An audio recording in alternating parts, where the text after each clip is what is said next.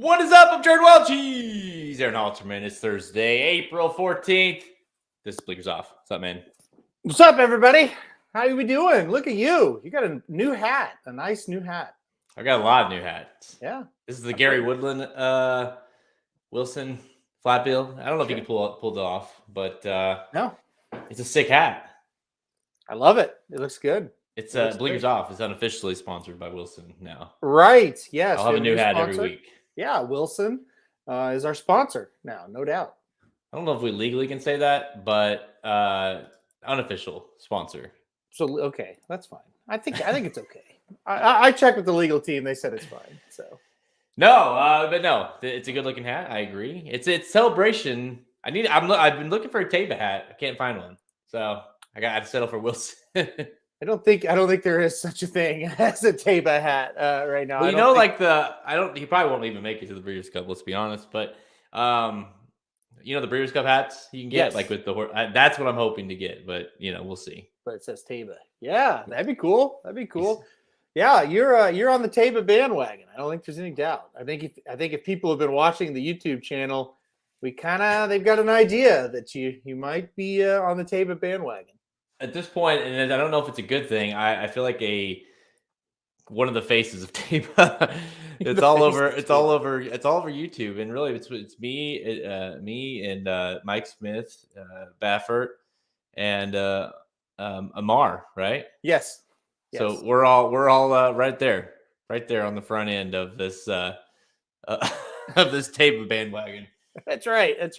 Some people on the YouTube channel are saying it's pronounced Taiba, but that certainly is not how they pronounced it in the two starts that he's had. So I don't know who to believe. Yeah, and sometimes in names like that, like in different horses, like I always will because we do these shows and you don't want to sound like an idiot. Sometimes you can't help it because their names are just insane. Yeah. But for that one, you're like, okay, how's it pronounced? So yeah, you go back and you guess obviously prior to the debut, but we had one race under our belts to talk about, and that's how it was pronounced. And I just assumed they know, right? Yeah, Frank Miramonte's pronounced it Taba twice now. Because when I read a YouTube comment, no, it's pronounced Taiba, I thought, oh man, I've done a lot of videos, and I pronounced it Taba, and then I went and watched the San Diego Derby, and that's how he pronounced it. So I don't know what's right and what's wrong.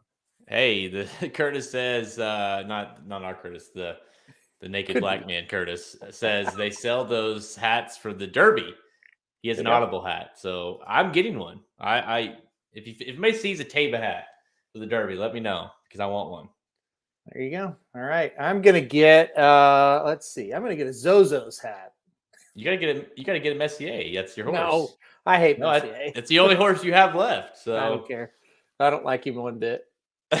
Well, okay. Anyways, we have a lot to talk about. Well, I guess it's not officially. It will be officially over. We'll talk about the official ending of the Kentucky Derby Trail, the prep season, of course, with the Lexington this weekend. But the major ones are over, and we have a lot to talk about. We will recap what we saw last weekend, of course, highlighted by Taba. The wood and the bluegrass. Of course, we were there for the bluegrass live, so we got to see that in person. Zandon really has been really turned into being a serious, legit threat, at least to a lot of people in terms of could win this thing. So we'll talk about that. But right now, Halterman, is a time to just, how do you feel? It's been a long season. Actually, it doesn't feel like it's been a long season. It feels like it just started. That's how I feel. I feel like we shouldn't be done, So, I think the Derby looks pretty easy as far as who's on top. That's the famous last words. But I think only 2 to 3 horses can probably win this thing, right? And it's just kind of now just trying to narrow down, okay, who's going to be the one you're going to pick to actually win? Who's the other ones you're going to use on top with that win horse? And then who are the horses you're going to kind of key in the exotics? So, like sometimes a Derby is very, very difficult once we get to this point.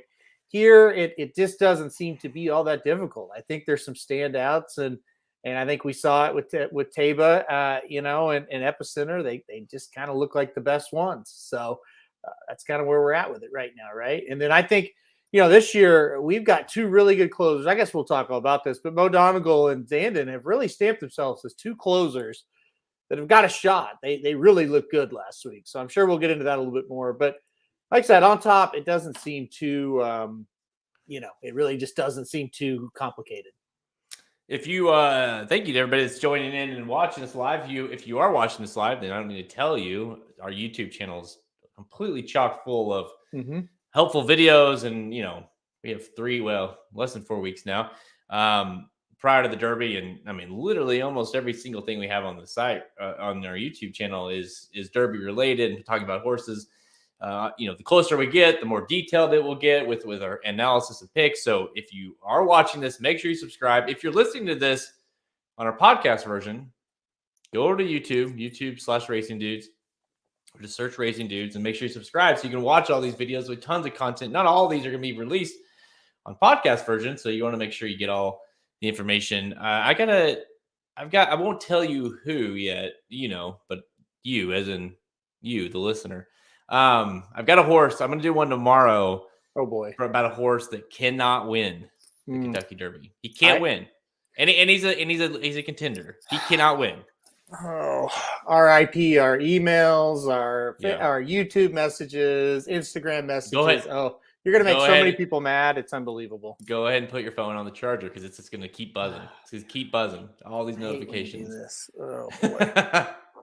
It's going to be bad. That video is going to make a lot of people upset. Very upset. Bree says Morello, and I would agree, but I don't think Morello is a contender. So yeah, I don't think Morello would make people upset, right? Morello's too easy. But I agree with you. I agree with you, Bree. I don't think there's any doubt there. But I haven't heard anybody real high on the Morello wins the Derby bandwagon right now.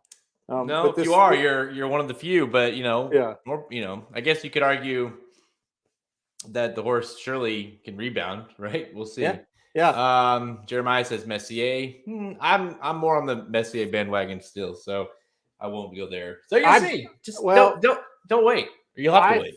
I broke my ankle jumping off that bandwagon. I got so mad at him Saturday. So I've been hobbling ever since the end of that race. So Messier, I don't think you could make a video like that though. We got some shit to talk about because you and I got some beef with you, so we got to talk it through. Let's talk it over. With me? What have I done? I haven't done anything. You're flip flopping. I don't know what you're doing.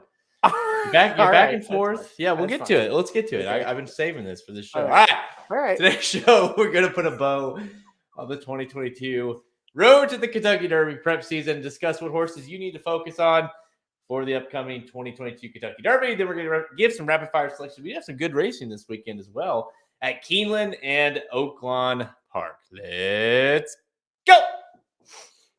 I've got breaking news. Oh, I got a text from someone watching. I will not give out my source of who. And they love the hat. No, he said he or she who texted me said they hated the hat, but they did confirm that it's Taba. Frank Miramati got the pronunciation directly from the owner. Oh, I got the same. Don't act like you're so cool. I got it too. Okay. And you know what, John? Thanks for watching, buddy. It's Taba. Taba. As owner, me and John are owners of Taba. Right? That's true. John and I. Okay. I know how to say Taba, but I don't know. I can't pronounce the correct grammar there. Anyways, so we learn how to pronounce our horses' names. Right. That's what I'm saying. Yeah. Is it Messier or Messier? No, I'm just kidding. That's a lie. Well, depends if he wins or not. So he's an idiot right now in my book. Really mad at him. All right, get mad at me. Go ahead. Start. I'm saying, I think there is a. I've thought this for years, and I stand by it. There's a theory. It's like good horses, really good horses, have great names. Yep. Like you're just not gonna find a really good horse who's got their name is the Gomper, Or the Gomper, Zozos, No, it's not. You're not gonna find it. Would you believe that Papa Did and I had a long discussion about this today on the show? I'll have to watch now because I actually watched a lot of the Dudes Bet Sports on Monday or whenever you did it. Yeah. Monday. But name a horse. Okay, and I'm sure but name a horse that I'm talking like your super horses, your really good horses. Yeah. Horses that, can win a Kentucky Derby and be legit Kentucky Derby winners. They have good names. They do. I agree. And it's like American Pharaoh, wasn't like the greatest of names, but it was spelt weird. And so that kind of created a little bit like, oh, that's an interesting way. They misspelled it. That's a whole story. They misspelled it. They kept it. I actually think that was a good name. I'm not saying it's a bad name. I'm just saying it's not Justify. It's not that one word, Taba. It's not that cool. Messier. Messier is a little bit of it's pushing a little bit since it's named after a hockey player. It's kind of corny, but it's kind of good. It's one word. It's kind of Epicenter. Epicenter's a good one. Epicenter's a good one. Yeah. Yep. Yeah. I always vision it's like, can I see that horse's name on the wall, right. or up in the Derby, or at Churchill Downs on the with the name on there, and Country House was not a good one, but no, that's why he didn't really win. I didn't like Mandaloon either. I hated that name. So, yeah. Always Dreaming, Curtis, is it's a good. I mean, it's very cliche. It's not bad. It's just whatever. Yeah. But and I think there is a theory. And all kidding aside, I do think there is the idea is if you paid, in this case, $1.7 million, you're gonna name a really good fucking name. Is Taba that good of a name though? What is I don't know. It's kind of cool. I don't know what it means, but it's not terrible. But I don't know that it's okay. But my point is, if you have a horse that you think is good, you're naming it a good name. You're not gonna just if it's like Aaron's,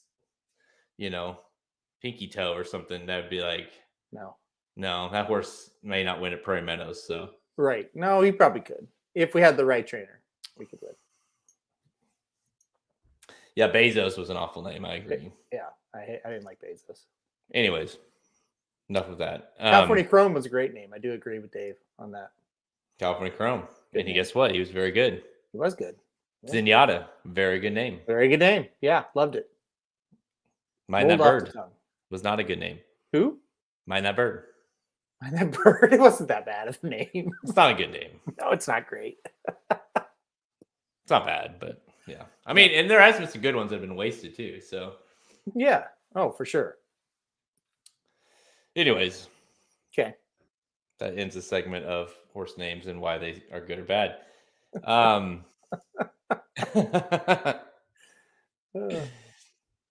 Oh, yeah. What's that? Great name. Rachel Alexandra. Yeah. It doesn't get much better than that one. Classic Empire, pretty good name. I agree with that. That was a good name. Mm-hmm. Yep. I'm gonna challenge everybody listening to this. Find us a name like a really good, I'm talking multi-millionaire horse that just dominated. And John's listening, so I guarantee you we'll have 3 texts from him at some point that were really, really good that had really bad names. Okay, I like it. We'll announce them throughout the show. Yeah, as we get them, we will announce them. Yes. All right. Let's just get the list up there. The 2022 Kentucky Derby prep season is 99.9% a wrap. We are down to one race, the Lexington, which we'll get to here in a little bit with the rapid fire segment. But other than that race, and there's really other than maybe one horse that's got major implications that could get in the gate or not, this thing's a wrap. And last weekend, we saw it with the Santini Derby and the Wood and the Bluegrass. Those are your 3 final major preps. And the weekend before, you had the Arkansas Derby, the Florida Derby, and the weekend before that, you had the Louisiana Derby. So all these horses, we knew these last 3 weeks would be huge, and they were. Epicenter put his name in there as saying, okay, I am legit. Taba threw his name in there. Zandon proved that he is legit, or that he is progressing at the right time. White Barrio, he's made his case. Mo Donegal, he made his case. So I guess the first thing we need to talk about last weekend, what we saw. But overall, we'll talk about kind of some of these horses as it points to the Kentucky Derby. We'll kick things off. We were at the Bluegrass. Zandon really was impressive. Emmanuel had everything his own way. It looked like he should probably win that thing. Turning for home, didn't. Smile Happy faltered somewhat, got second, still can't manage to win a race this year. Zandon, how serious are you in Zandon? I see on the little screen there, you got him third, so obviously very serious. I am serious about Zandon. He really impressed me. I loved how he made his move on the turn and got positioning. I thought that was really important to see that. I loved how, Flavian Pratt was able to just kind of, be patient and then ease him up there and kind of weave his way through and get in that position to strike. And I thought he really finished strong. A lot of times you see a horse make a big move on the turn and then they get to where, okay, now we got one or two left to pass and they kind of flatten out a bit. That was not the case. He looked really good. So I take him serious. He's kind of one that I think I'm going to key in the second and third spots. Like maybe even just put just him on a ticket in second and just him on a ticket in third. I just have a great feeling this horse will show up. He will fire and the jockey will get him in position to have a shot to at least hit the board. He kind of is in the category if he wins, I'm going to be very upset because I'm high on him, but I'm not all the way there putting him on top of tickets yet. But I do really like Zandon. I thought this was a pretty impressive effort. As far as the other bluegrass horses, it's kind of funny. Emmanuel, we were talking about him as we were leaving the hotel the next day, kind of saying, what do you do with him next? I said, I think you try turf, More Than Ready, and then is the sire. And then 30 minutes later, they said he's going to the Pennine Ridge. So kind of worked out. And then, Smile Happy, we've talked about him enough. I mean, he should have won the race, right? If he was a really good horse, he would have won. He got a great trip and he was right there. He had every shot to win. He did what he's supposed to do as a stalker. He gobbled up the speed horse, but he was just no match for the winner. Well, that's it. I think that's what I loved about the race so much was that, and you and I talked a lot about this afterwards, it gave us so much, I don't know, like you feel like, okay, we know who these horses are now. We know Emmanuel's not very good. We know Smile, on at least on dirt, we know that he had everything his own way. If he's a good horse, he probably should win that race at the very least, like get second by nose or something. Smile Happy, I agree. Like we've seen him twice. First one, you can kind of get an excuse. Second time, you're like, dude, you had it every bit your own way there. You had a perfect stalking trip. You got the lead and you got past. And Zandon, I was against him here. I used him, I think, in the third spot in the race, but I was against him. And I told you, and if you listen to Blinkers Off last week, I was like, hey, he's got to prove it to me. He hasn't done anything. And he did. He proved it. He showed it. He is like, you watch that race back and he had the worst trip of everybody. And he weaved through traffic. And I mean, dude, he was flying late. And, you do worry if he's getting a little bit better position in the Kentucky Derby, but he is going into the race the right way. I think he's doing it. He's progressing at the right time. And to me, that makes him, he's not on my top tier. I have 3 horses in my top tier, maybe 2, borderline 2 in my top tier. He's not in there, but he's in the top 5 for me. And I agree. You got to key him in the second and third spots. Yeah, he's just one you just after that race, you're like, you know what? That little guy right there is pretty good. And I say he's not a huge horse. We saw him, and it's like, yeah, he doesn't look like a whole lot. Just looking at him in the paddock we're talking about. But at the same time, man, he just came with that run. And you look at the races this horse has lost.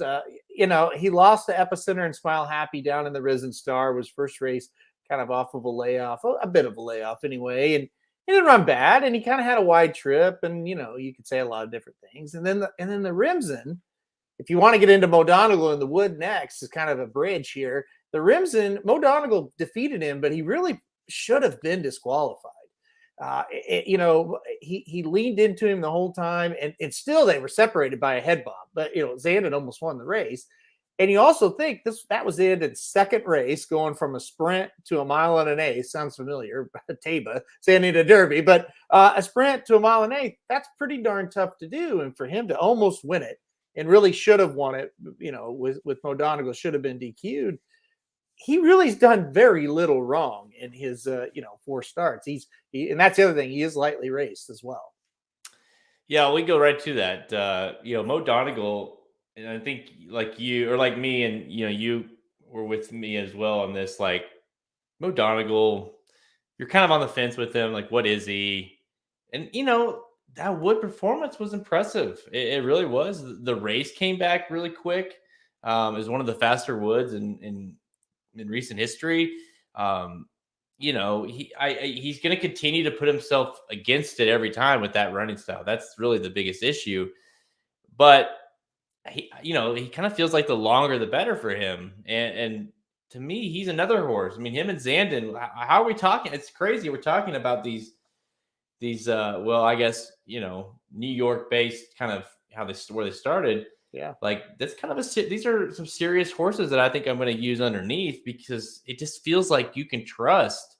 Like Mo Donegal, we've said it last week, it's like he should win the race because you feel like you're going to get something. You're going to get out of him every single time. Yep. He just brings it, and he did again, and he ran down a loose on the lead horse in early voting that almost got there.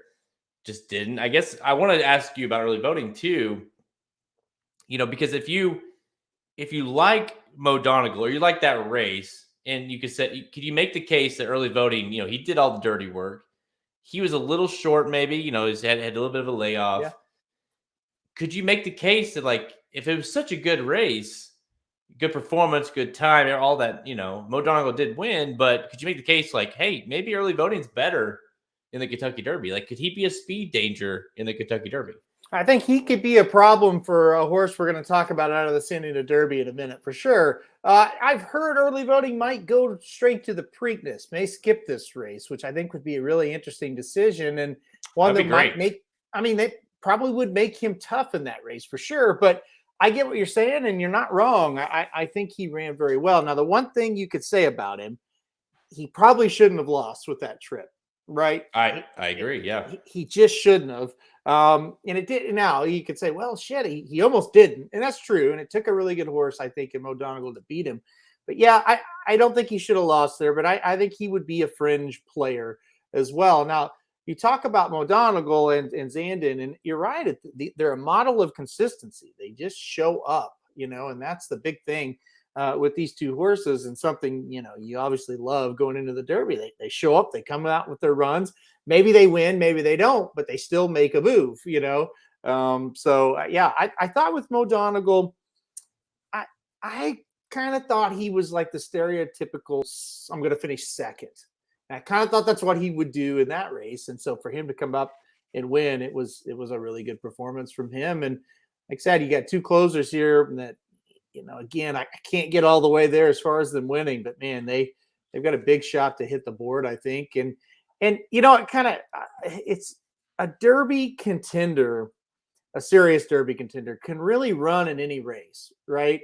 They can come from anywhere. It's just certain patterns start to, kind of form and we hold it against a race like the Rimson. But this year, those two horses, Mo Donegal and Zandon, were kind of different from most Rimson runners, right? Usually a Rimson runner, they've got pretty good, form as a 2-year-old. They've ran 3 or 4 times. It's kind of just a 2-year-old that maybe just wants to go longer sooner than everybody else. But you got these two horses, and they just kind of fell into that race. And they, they're lightly raced and they ran pretty well. And it's like, yeah, you could see how they had a little bit of room for improvement off of that. So it's weird how it worked out that way. Sometimes it's just kind of timing and how the horse is kind of leading up to the race and just kind of where they fall, for lack of a better way to explain it. It's just the Rimson hasn't done anything in so long. I think people just kind of dismiss those two, but man, they've really developed. All right, I want to use this time to let you give a little public service announcement. Art says it depends on how Churchill is playing. If it's speed favoring Zandon and Mo up against it, and I want you to. I'm not saying there's nothing against. Art at all. But I want there's a go watch one of the videos we've done in the past with myths that Halterman did at the Kentucky Derby. But use this time, Halterman. I'm giving you the platform.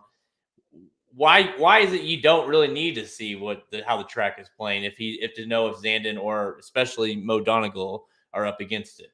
Well, I'll quote John White's article on expressbet.com. He's got 8 Derby strikes, and you really need to read this article before you do any handicapping whatsoever. John White kind of taught me how to pick a Derby winner way back when. I didn't have a lot of success in this race. I met John. He kind of laid out these strikes.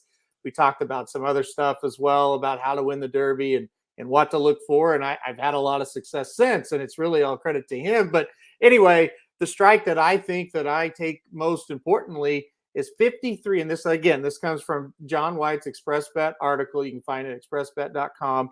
I believe it's the new one is out now. If not right now, it will be in the morning.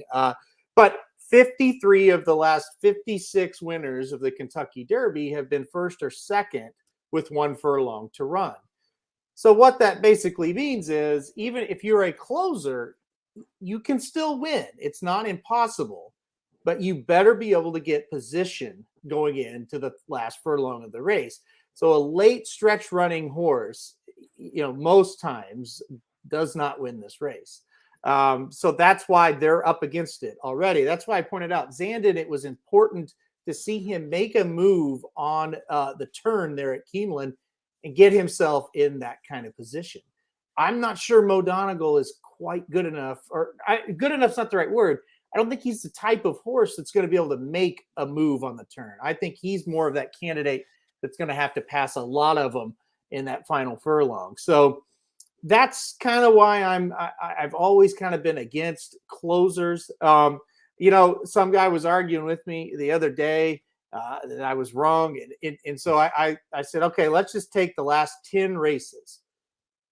9 of the 10 horses that crossed the wire first on Kentucky Derby Day were either first, second, and third. And none of them at any point were more than 2 lengths off the lead. And then the one that wasn't was Orb, and he came from way out of it. But guess what? With a furlong to go, he was in second.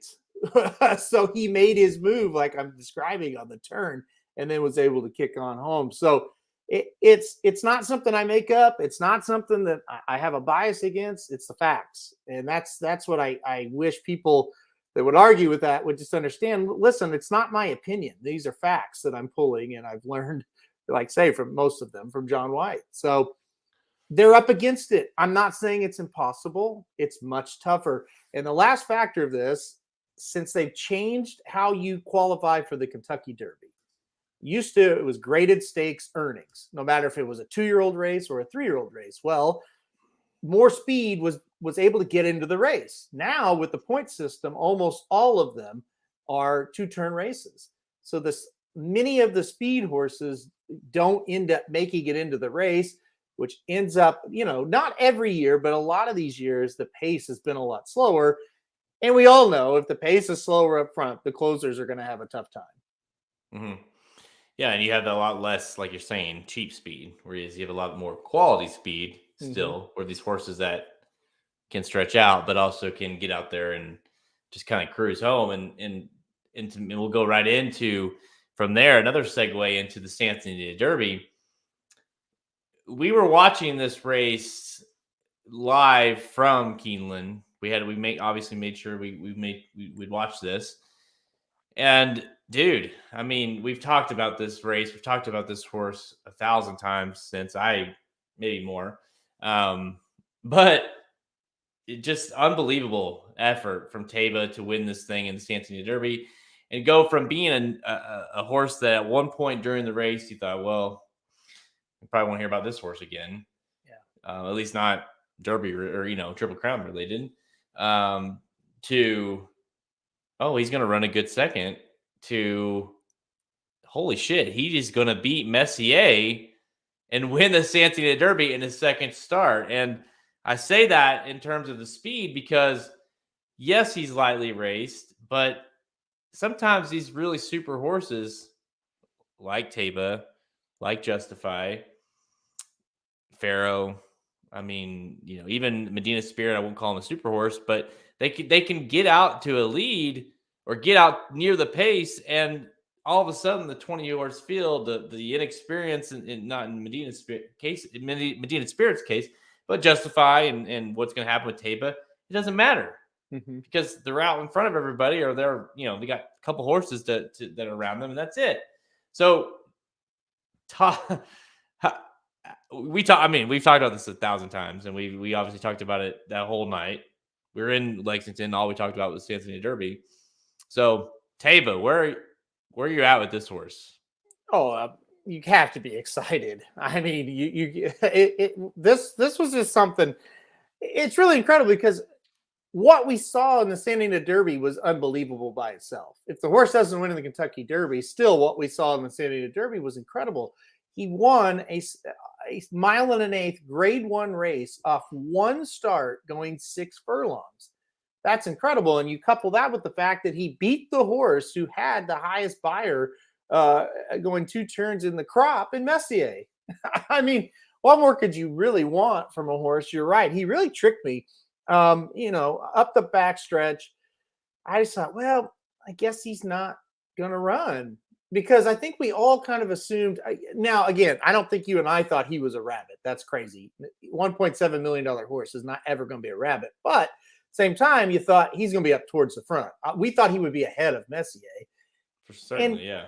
There was a point where it's like the back 3 horses were starting to catch him, and those horses, they're bad. They're really bad. And I thought, man, he's just not going to run. I can't believe that. And then, like I said, they turned for home. You could tell Forbidden Kingdom was going to quit.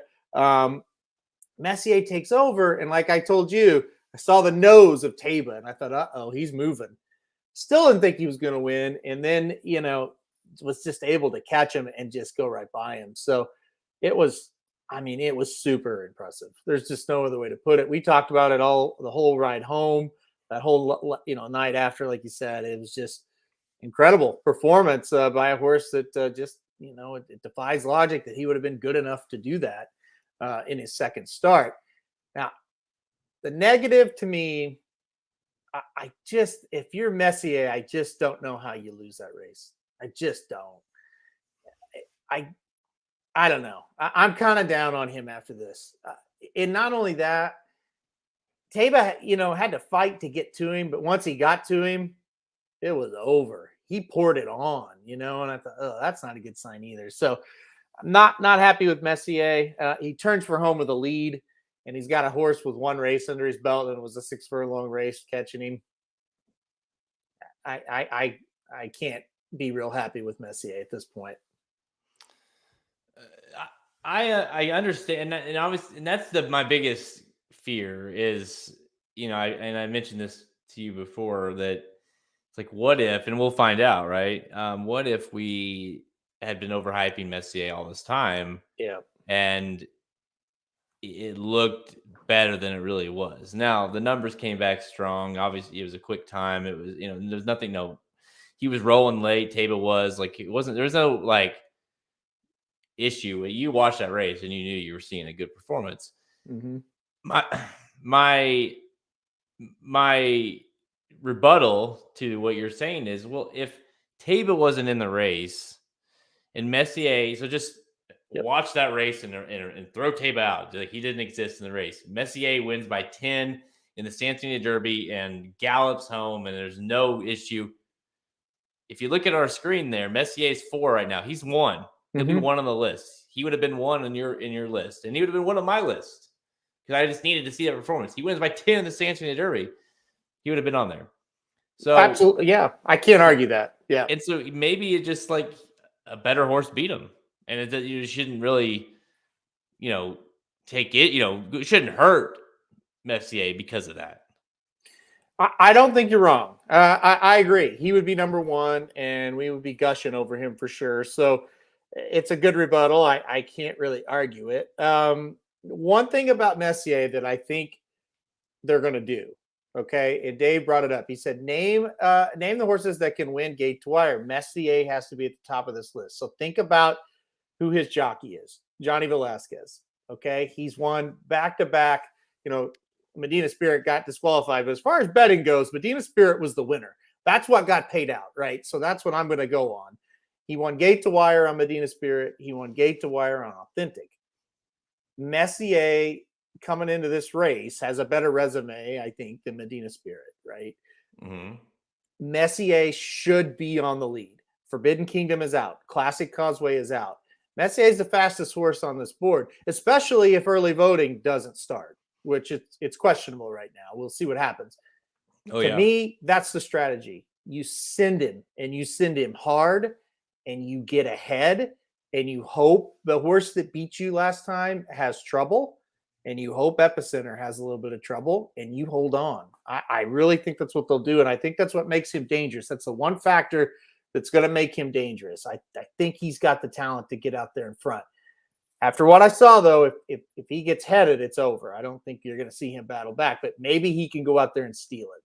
That's what makes Messier dangerous in my mind. And again, we'll see. Early voting, Zozos, those are two horses that can kind of go with him. I think he's faster than Zozos, and we'll see if early voting enters or not. But Messier is still very interesting in that regard. Yeah, and I think after you watch that last race, Mike Smith said after the race that because he never rode. I think he had said he breezed him once as a 2-year-old maybe or something, but he really had never been on Taiba in a legit way. And so he kind of said, as the race unfolded, because it's like we all kind of assumed if Taiba does have a chance, it's because he's gonna use some of that crazy speed he used in his debut. Yeah. He's going to use it, and he's going to put away, he's going to just basically destroy Forbidden Kingdom, and he's going to hang on good enough to finish second, whereas Messier wins, right? That's kind of what you perceived would happen. And you'd be like, wow, he's still pretty good. It's just, Messier is better.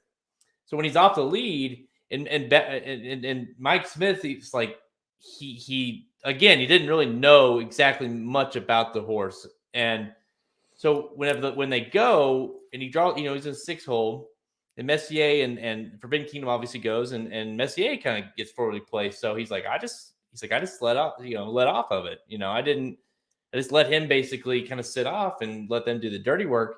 And he said he was on the backstretch, and he was completely off the bridle. And he asked him a little bit just to see, right, if he had any horse. Because, us watching, it almost looked like he was not going to run, Mm-hmm. And he's like, oh, I've got horse, he didn't know. And so for this to be, and I say all this because for that's a second start. We're not talking about multiple stakes running horse. We're not talking about the horse that debuted back in August. It's a second start, and he's off the bridle, just chilling. And then when he asked him to go, see ya. It's pretty amazing that a horse scary. To make the second start and to be what you're describing as a push button horse. It just kind of, he does whatever you ask him to do. That's pretty unbelievable. And to me, that's what did it for me. And you kind of referenced this as well.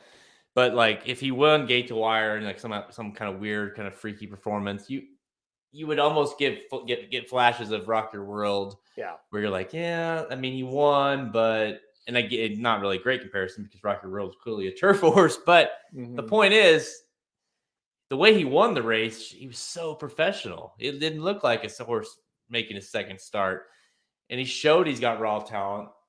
And he showed that he is capable of sitting off. And I think that's the way they're going to have to run this race, Messier in the front. And, ideally, with a good trip, Taiba kind of him and Epicenter right there off of him. Yep. I think you're absolutely right about that. And, a buddy of ours, Ryan Stillman, he was talking about, man, I just don't want to feel so dumb again if I pick this horse after picking Rock Your World last year. It feels the same. I said, it's not the same.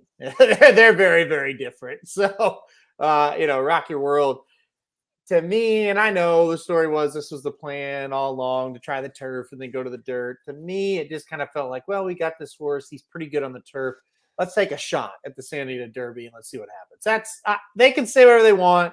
That's what it felt like to me. Whatever you want to believe there's fine. But I don't get any Rock Your World vibes with this horse. And the other thing is, like you said, he went gate to wire. He was very fast. He got out in front and they just couldn't get to him. This is different. Taba to show that he won like that is different. When we also know he can go to the front as well, and that it's kind of like Epicenter, and why.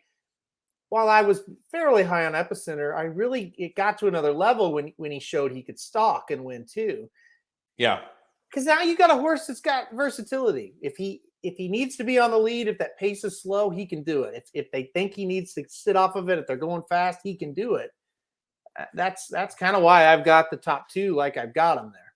And the difference is, if you want to, like compare the two, is that like and I even said if you go to our YouTube channel, we all did, you, me, Samich and Magic all did our individual top 5.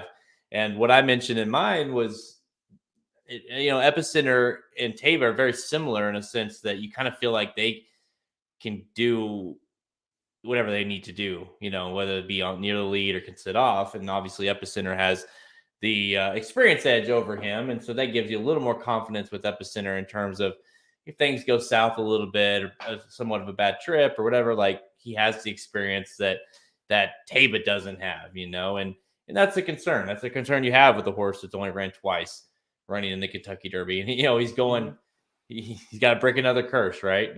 Justify broke a curse. And now Taba's got to break a curse of winning with only your third start in the Kentucky Derby. I think it would have happened the year after Apollo, 1883 or something like that is when the last time. But hey, the efforts are here to break curses. Yeah.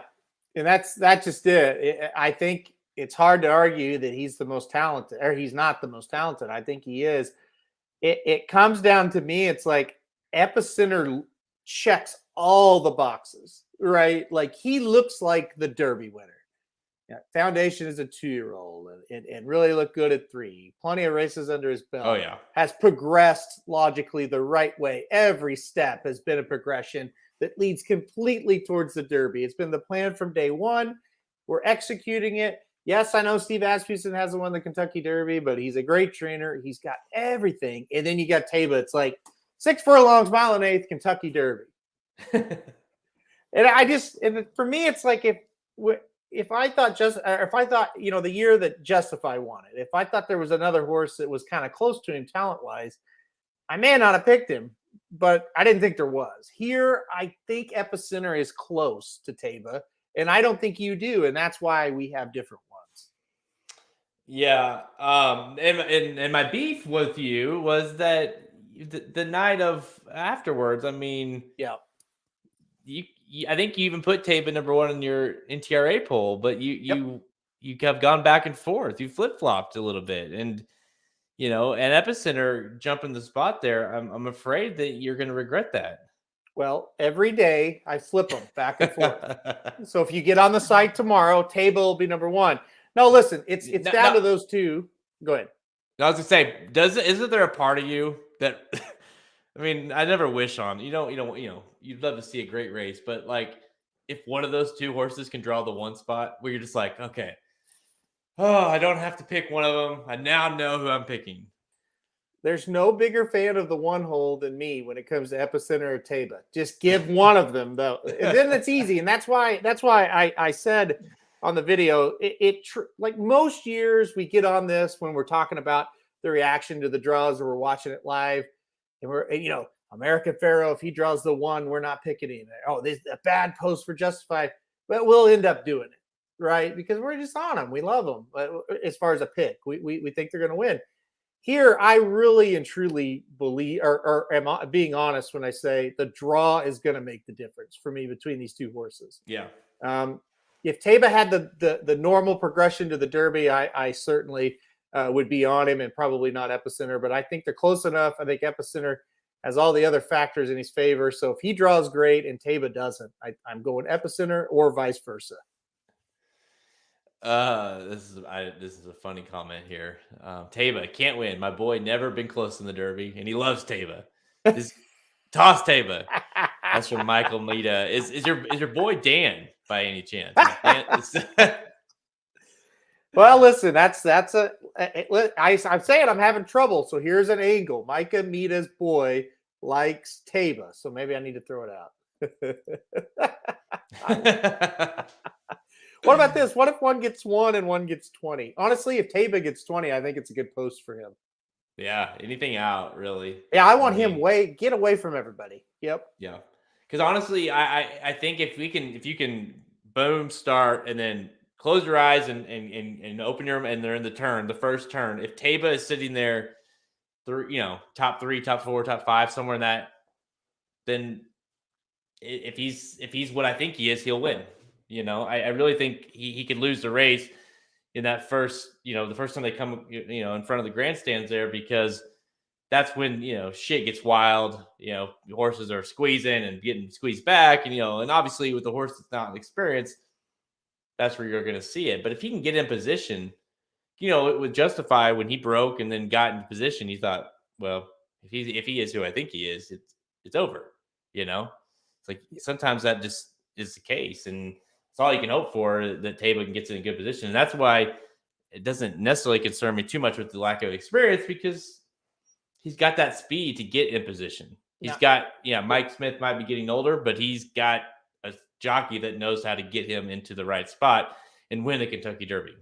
Now, here I want to go through one more scenario for me. Jeremiah says if Messier gets a middle post and gets near the lead, he will be dangerous. So Messier is the other option, right? If Taba and Epicenter draw the 1 and the 2. And by the way, it's a new gate. It's not a death sentence to be the 1 or 2, but it's still very, very tough to be inside of all those other horses. So if they were to both draw inside, Epicenter and Taba, and Messier gets a great post, all of a sudden he becomes dangerous. I do agree with that. Yeah, and that's, I think, and it's been this way all year. With it does seem to be getting, you kind of understanding a little more Epicenter, Taba, Zandon, Messier. I really, they're starting to separate themselves. Wadabaro, if you want to throw him in as well, but these post positions though are going to dictate so much, because I just don't know. I mean, I do think Taba, and I won't say think. I'm fairly positive that Taba is the most talented horse in the entire race. I don't know that Epicenter won a main special weight his second start. Okay. Yeah. I don't know that any horse in this field, I'm pretty positive that any horse in this field couldn't have won the Santana Derby, regardless of only 6 horses or whatever, in a second start. It just doesn't happen. That's why it never happened. I don't think it's ever happened before in the Santana Derby. John White can't even think of a horse where that's happened before. So, from a talent perspective, he's there. It's just going to matter of where he draws and the trouble that he may or may not get into. So here's the interesting thing. It's all about how you look at what you just said. You said, hey, Epicenter was winning a maiden in his second start. There's no way he could have won the Santa Ana Derby. Yeah, but that's probably not what you should be doing in your second start, right? So longevity and horsemanship and making sense of how to get to the Derby is not winning the Santa Ana Derby in your second start and then going to Kentucky. It's winning a maiden as a 2-year-old and then building and building and building to the race. So I'm with you. There's no way Epicenter would have won the Santa Ana Derby in start number 2. 0 chance. But again, is that really good for the Kentucky Derby to win the Santa Ana Derby in start number 2? I guess we'll find out. I think it was on Thoroughbred Racing News, or I don't know, whatever it was. The report of it doesn't even make sense to me that they were actually the plan was you're going to run Taba in the Lexington this weekend, which seems dumb, to be honest. And Amar from Zedon Racing, obviously the ownership of Taba and the late Medina Spirit. He literally is like, what am I going to do 20 points? Everything we do is around winning a Kentucky Derby. That's what the whole program is. They spent $1.7 million on this horse to win the Kentucky Derby. That was the plan. So I'm with you. And that's kind of like I mentioned earlier. I don't know that we're going to see this horse in the Breeders' Cup. Let's be honest. It doesn't usually end well. But, we never saw Justify again after the Belmont. And for good reason. And I think maybe that when they get in when the getting's good, and Taba goes in, wins the Derby, and can he even hold on to win the to win the Preakness? Maybe, I don't know. To me, that's where he might falter between the Derby and the Preakness. But shit, man, he's obviously running at a very high level at the moment. If they can get him in the Kentucky Derby gate. You've made mention of this a lot. He's $1.7 million horse. He's worth a lot more than that now. They're not going to run him unless he's healthy, unless he's good. So if he's in the gate, he's got a good post. That's who I'm picking. So I will go on record as saying if the plan truly was the Lexington, I don't blame the owner for saying we're not doing that. I don't either. That's stupid. Like if the plan was he needs more time, we're going to target an allowance, on the 23rd or the 30th. Then it's like, I don't know. But your plan is to skip the Santa Ana Derby, where 3 absolutely horrific horses are running. My horse will have to fall down to not get third, basically, right? Or have an entrapped epiglottis like Forbidden Kingdom. So, I mean, that's really what it was going to take. So it's an easy spot when it comes to hitting the board. And I could get the same amount of points right there than I could go into shipping all the way to Keeneland. My horse has one start. We're going to ship him all the way to Keeneland. It's not like that extra week is going to be a rest week where he's just sitting at home. No, he's going to have to ship to Keeneland. He'll have to gallop over that track, get accustomed to there, run in that race. I mean, to me, that was a dumbass plan. I don't know why they were wanting to do that. And even if it was Lexington to Preakness, why not just try to find an allowance or something? I just don't know why the Lexington would have been. It just doesn't make any sense to me whatsoever. We got. I don't. Well, just last thing. If you want to run in the Preakness, run in the Santa Anita Derby. Yeah. Stay at home, run in that race, do however he runs, and then you have an extra week before the Preakness. And the Lexington that just didn't make any sense to me. So when I read that, I thought, well, shit, I don't blame this guy. I would have told him no too. Yeah, all along, when I claimed this horse back in March, I thought, well, Preakness is probably the goal here, right? Yeah. Because he's not going to the Derby. Allowance or something. Even when he got entered in the Santa Ana Derby, I thought, well, hopefully he can finish top 2 or something, show that he's good, and then go to the Preakness. So it's a ton to ask, and not even justify. Even he had one race under his belt, 2 races, but he had a prep for the Santa Ana Derby, and then of course he went on to win the Triple Crown. It's hard to compare the two, but this just seems like so much. We could talk about Derby stuff for 2 hours, but we have rapid fire to get to. Racing Dudes YouTube channel, all this content is going to be on there. I hate Slow Down Andy, Dave, by the way, at 40-1. I hate this horse. At 40-1, maybe you can play him, I guess, but no. I've heard more talk about this horse. He beat Messier. Yeah, he also was nowhere to be found in the Risen Star, and they had to go to Sunland, and he beat a horse named Bye Bye Bobby, who was really better than him that day. But Bye Bye Bobby ran to the parking lot in the stretch, or he would have lost, and he wouldn't even be in the race. I mean, if he beats me, I just do this, right? You just forget about this Derby. It would take 100 McChickens for me to bet that horse. All right, well, it's interesting. Yeah. Art says Messier isn't that good. My God, I listen to you guys all the time, but your eyes are on the wrong horse. I think. Tell us the right horse, then, Art. I think he told us something he was doing. Let's see. Who is it? Zandon? I thought he had Epicenter, maybe. I don't know. Zandon, maybe. Yeah. I don't know. You can tell us. But yeah, maybe we're on the wrong horse. Maybe, Haltern's a little bit more against him than I am. So. I would say I'm on Epicenter, so maybe he is. Well, I'm My not God, either. Art. I didn't pick Messier, Art. Come on. All right. RacingDudes.com. Tons of Kentucky Derby content. So if you want more, I have a feeling we might be talking about the Derby for the next couple podcasts. Yeah. Stay tuned. Rapid fire next.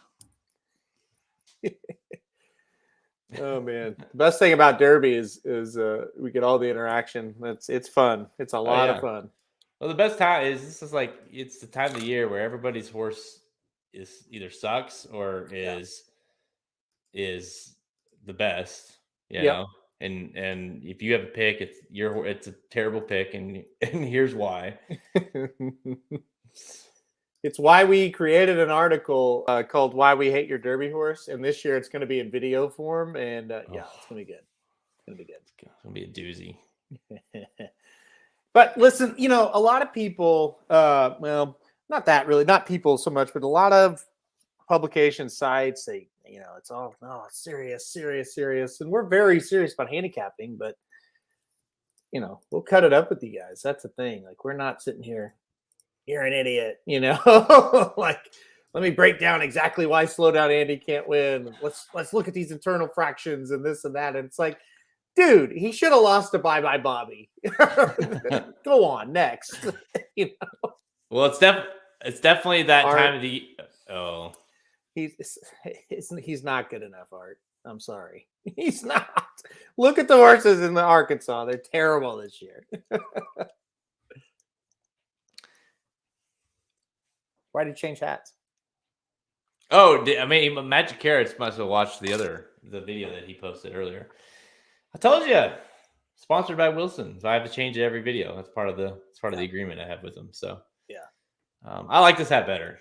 To be fair as well, this hat's very comfy. I'll say this to Art: if Cyberknife wins, I am going to be really pissed, because I've liked that horse, for a Derby prep for a while, and I still wasn't impressed enough with him to put him in the Kentucky Derby. But when he was a maiden, he knocked me out of a pick 5 once. That was pretty good, and he got beat because he acted like a moron in the stretch. I hate this horse, but I actually love this horse at the same time, if that makes sense.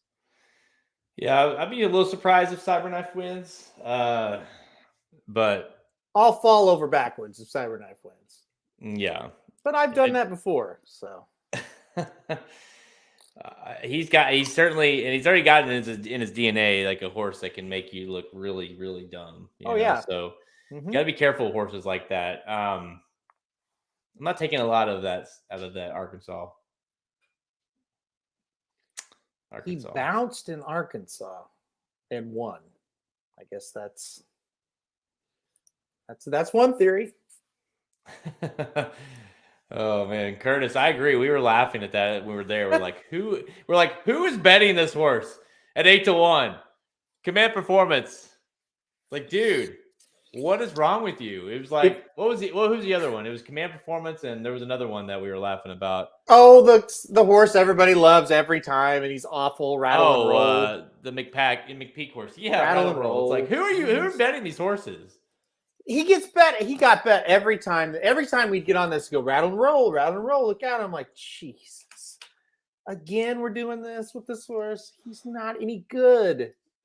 I think people have a hard time letting go of 2-year-old form. And I think that's a big flaw in the Derby trail. That's something you kind of learn as you go along. 2-year-old races don't mean anything when it comes to 3-year-old until you see them in that first start as a 3-year-old. Well, and you also run into the issue of like, oh, well, like when they run them all the time in these stakes races, like, well, he's only beat by 5 to Epicenter or whatever. It's like, well, yeah, but did you watch the race? He didn't belong in the race. Yeah. And that's the way he runs in all of them. And look at his numbers. They're all the same. Like, it just, what makes you think he's magically going to improve to win in this race? Yeah. It's crazy. And if he's 50-1, whatever, fine. Take a shot if you want.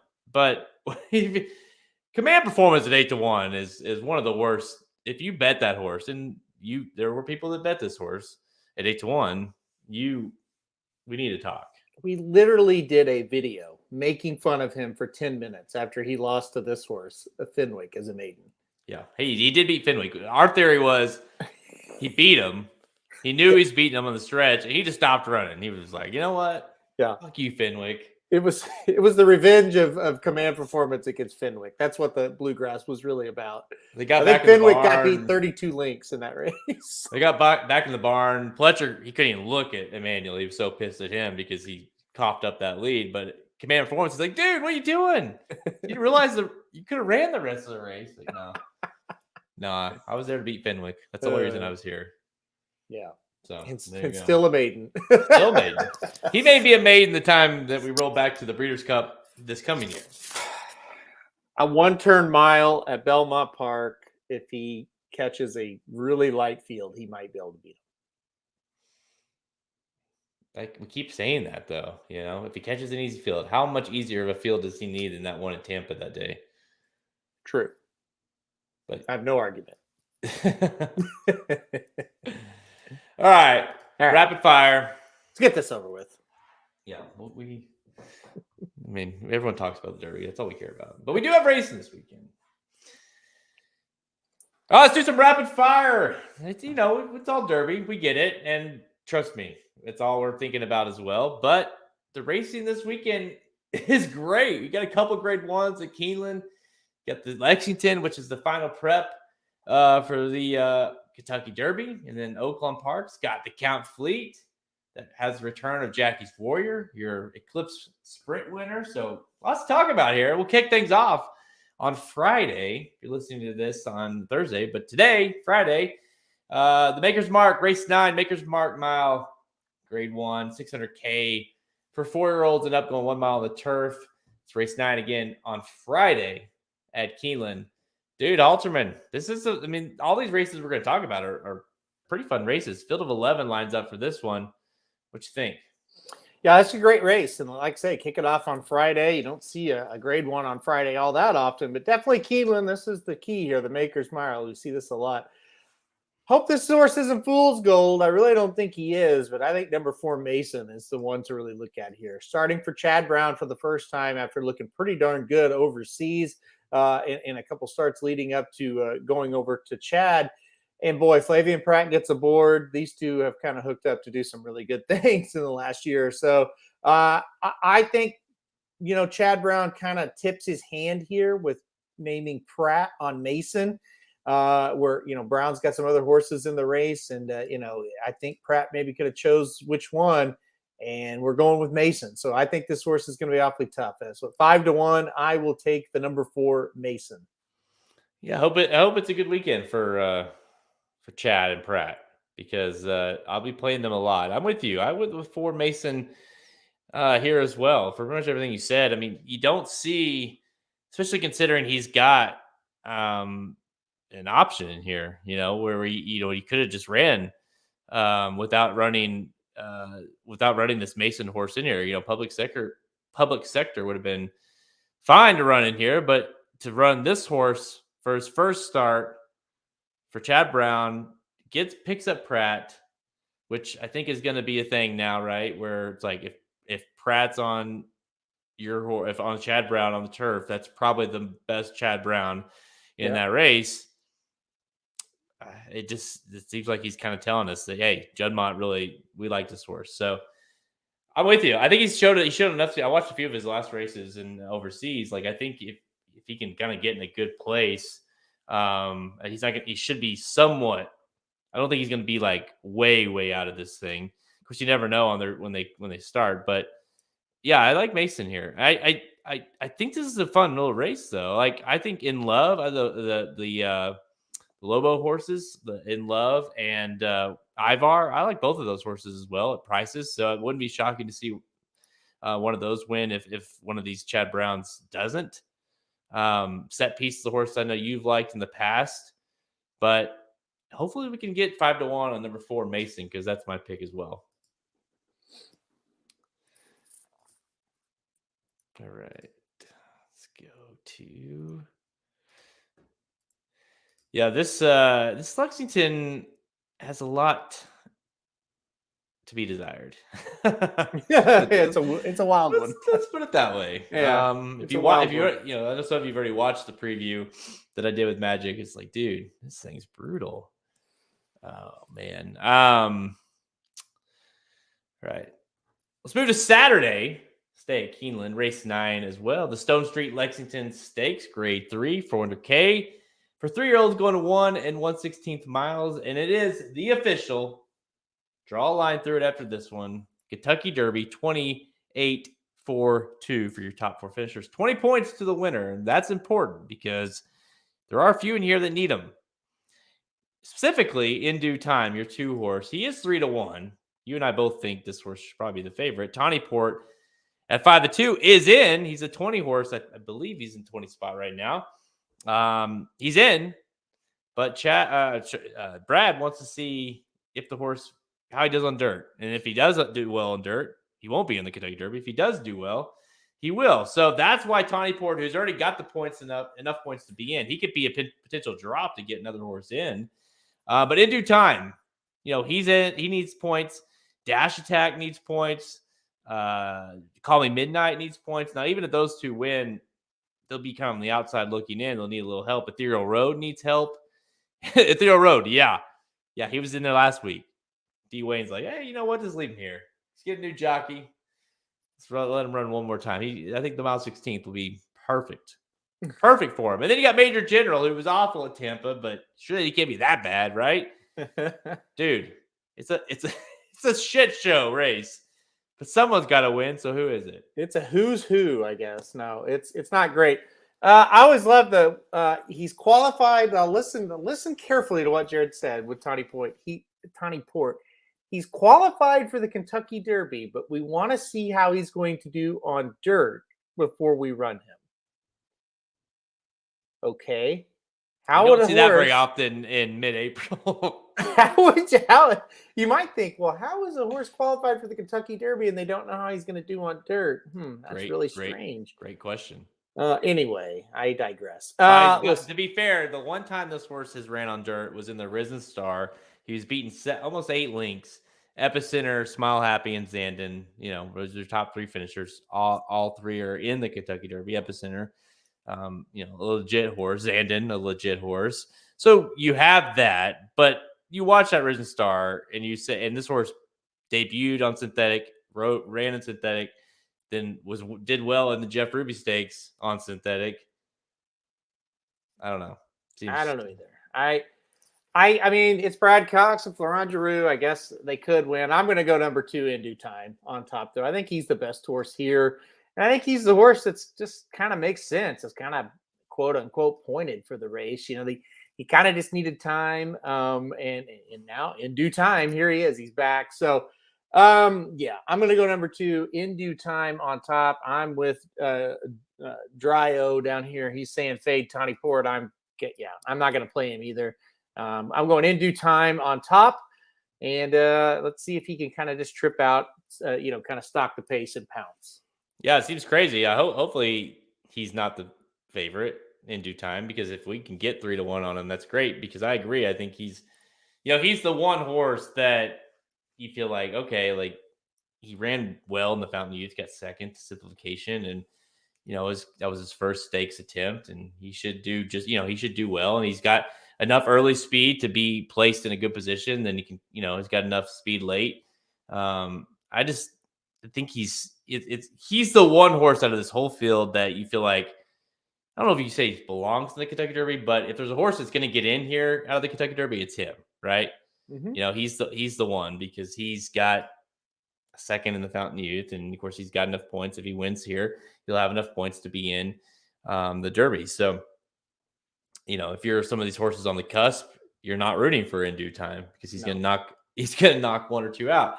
I don't know. To me, he just seems like, more than anything, he seems like just the class of a shitty field. Mm-hmm. And to be clear, it's not a great field at all. But, no. I think the one, I guess we should, Major General is a horse that a lot of people have liked, and of course was awful in Tampa. Cannot be that bad, right? He can't be that bad. Major General could definitely win here with Pletcher. It is interesting that he ran him here versus running him in, say, the Bluegrass. Like, why did he run Command Performance there? Not to say compare, but and Major General has to run in here this race. Maybe a little bit easier spot to try to get his feet back, under him. I think that's probably the reason why after that terrible effort, like maybe the original plan was to try the Bluegrass. And then after that, they're like, well, let's back off. Let's see how he's doing. And maybe we'll try the Lexington. That's kind of my guess there with him. So, yeah, he's one. If he wins, he'll probably be in the Preakness, he would make sense. But, some of these other are trying to get into the Derby. But, a horse like Major General wins, we'll be looking Preakness with him. Well, yeah, Curtis says, would Tava have been 2-5 here? Yeah, if Tava shows up here, yeah, I think he'd be the 2-5 favorite. And you'd been like, what the hell? And I think even then you'd be like, why is he in this race? I don't get it. What's he doing here? Yeah. I know. It would have been an odd entry, no doubt. All right, next race 10 on Saturday at Keeneland. Ginny Wiley Stakes Grade 1, $500K. For fillies and mares, 4-year-olds and up, going 1 and 1/16 miles on the turf. Small field of 6 lines up for this one. And the Chad Browns are going to duel it out 6-5 on Chanticera, right? And 7-5 on Regal Glory. Regal Glory won the inaugural Pegasus World Cup filly and mare turf. And then you got this Chanticera who had really just finished off last year, just could not look better. She makes her debut as a 4-year-old. And let's just say it sounds like Chad Brown's got some high hopes for her. I think this might be like, in a way, the passing of the torch a little bit. We loved Regal Glory in the Pegasus filly and mare turf, but I think this is a much better horse. I think it's going to be a good race. To beat Regal Glory, you better be good. But I think Chanticera is really good. And there it is, Flavian Pratt aboard for Chad Brown. So I'm going to go with the Flavian Pratt runner for Chad Brown, and that's the 3-horse Chanticera. I love her here. I mean, you just go watch some of the, of course, that last race as well was at Keeneland last fall. She's like, it kind of seems like the next, kind of like his next big, like, he's obviously known, Chad Brown known for, Lady Eli's and Sister Charlie and Rushing Fall, those kind of horses. Like, she kind of seems like she might be at least attempting that, right? Trying to get started on that road. And she certainly ended her year last year with 3 straight wins and kind of dominating wins as well. Each race was better than the other. So assuming she can come back off that kind of layoff, we haven't seen her since October. I'm with you. Number 3, Chanticera. I'm really excited about that horse, guys. Like, I think she could be special, no doubt. I agree. I'm excited for that race because, if Regal Glory wins, it's like, oh my gosh, she's really, really good too, Yeah, exactly. And, Regal Glory did, she came from out of it, but she typically is more forwardly placed than she was in the Pegasus. And, seems like she's going to be the one that Chanticera is going to have to run down, Yep. And there's a reason why. And it's a great, you talk about a measuring stick. Well, shit, you can't get better than this, right? You certainly can't. You got them both lined up in the race. So there you go. And finally, let's go to Oaklawn on Saturday, race 11, the Count Fleet Sprint Handicap, Grade 3, $500K. I mean, shit, man. 4-year-olds and up, 6 furlongs. But there's not, once you saw the entry box here and saw number 5, Jackie's Warrior entered here at 6-5, it seems like you kind of had your decision made for you. Although I will say Bob's Edge is, you talked about in the last race where Regal Glory is going to make Chanticera beat her. Well, Bob's Edge is certainly running very well right now. And Jackie's Warrior off this kind of layoff, I mean, he's going to have to run a decent race in order to beat Bob's Edge. I think he's going to run well, and I think he's going to beat Bob's Edge. I'll be disappointed if he doesn't. I like him. Obviously, we've watched him win twice, but this is a whole new ball game here. And if Jackie's Warrior can get out in front and I think he's going to be very tough to run down. even for Bob's Edge, who's in a all-time high as far as being in form. But for me, I'll take Jackie's Warrior all day, and he's the type. I don't think they're starting him in this race if he's not quite 100% or something like that. I think he's going to show up and run pretty well. Yeah, you go back to his campaign last year, and I mean, you have to remember as well, he started as a Derby horse, right? Mm-hmm. He started as a horse that was going to run in the ran in the Southwest, Pat Day Mile, and then from there really just figured out, okay, this is our one turn sprinter, and it was on from there. The Woody Stevens, the Amsterdam, the Jerkins, the Gallant Bob, the Breeders' Cup Sprint, where he obviously did not run well at all in the sprint. That's kind of your concern. Like, okay, did that take a toll? How much of that year took a toll on him? Was that it? Yeah, if he's back, he should be better as a 4-year-old, you would think. But yeah, I mean, I don't necessarily. Bob's Edge is going to have to run. Even when you look at like their numbers, like Bob's Edge is going to have to still run one of his better races in order to beat a B- C+ Jackie's Warrior. Yep. And that's really what did it for me, is I just think even on his best day, Bob's Edge is going to hope that Jackie's Warrior is pretty much awful. And I kind of think he just cruises around, and Jackie's Warrior sets himself up for a big year.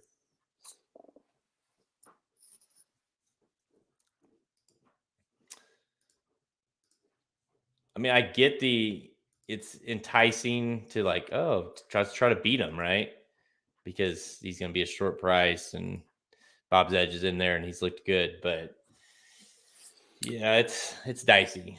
I don't blame anybody for taking a shot, but you are definitely taking a shot, just hoping that Jackie's Warrior isn't the same, and maybe he's not. He had a hard campaign, but I don't think they just would have brought him back for the hell of it. I think he'll be awfully tough to beat.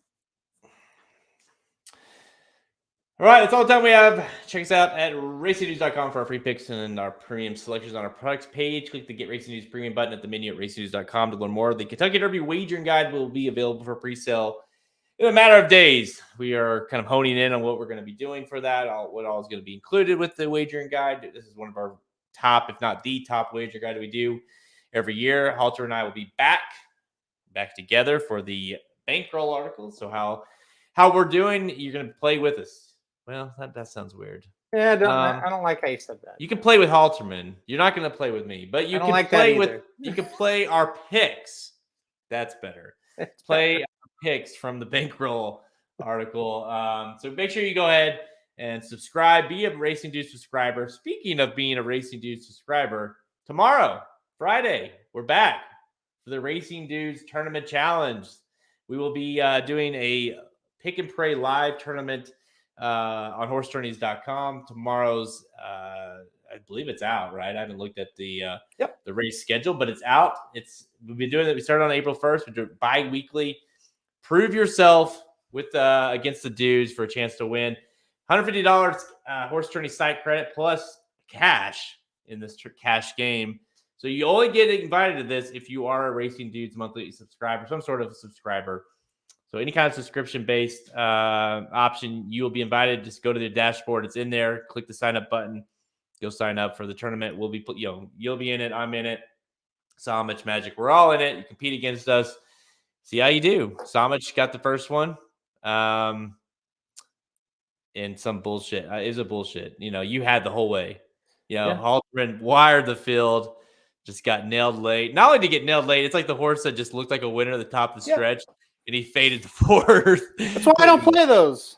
Yeah, just brutal. That's why you got to pick all fives. We were driving to Oaklawn. And basically what had to happen, the horse that's been like one of the best synthetic horses at Gulfstream had to win. That's all that had to happen. And I was going to win. And it got third. It lost. So, I mean, that's why I don't play those. I just get mad. And I was mad the whole rest of the night. So. Well, not the whole night. We had. You kind of forgot about it later. We all did. I was probably mad for about 5 minutes. If you want to talk about the reality of it, I did not care. Oh man! Remember, RacingDudes.com is your destination site for all free horse racing picks to all the major horse racing tracks. We're on Twitter at @Racing_Dudes, Instagram and Facebook. You can check out all episodes of Blinkers Off by visiting our podcast page at racingdudes.com, Apple Podcasts, all the places you listen to podcasts. We're on there. And, of course, watch us. Watch Halterman play with himself on our YouTube page. No. Wait. I didn't mean it like that, okay? I'm sorry. But that might get us a lot of views, though. A lot of clicks. But no, YouTube channel. Go subscribe. Tons of content on there. Not of the other stuff. Magic Mike Show. They did the late pick 4 at Keeneland, so make sure you go check them out on all the same platforms as well. Final thoughts? Well, Magic Carrots has his weekly wrestling question. So can I answer it? Is that allowed? Yeah, go ahead. It's going to surprise you. The first match was the best match. Now, there were 4 good matches. I will give you that. But the first one was the best. Penta versus Punk. That's why CM Punk's the best wrestler. He can get the best out of everybody. And Penta had looked like an idiot for the last month. Don't try to argue. He looked stupid. And in that match, he looked like a star. So Penta Punk, that was the best match last night for me. Astute analysis. Right yeah. Let's see what Magic Carrots had to say about that. But, you know,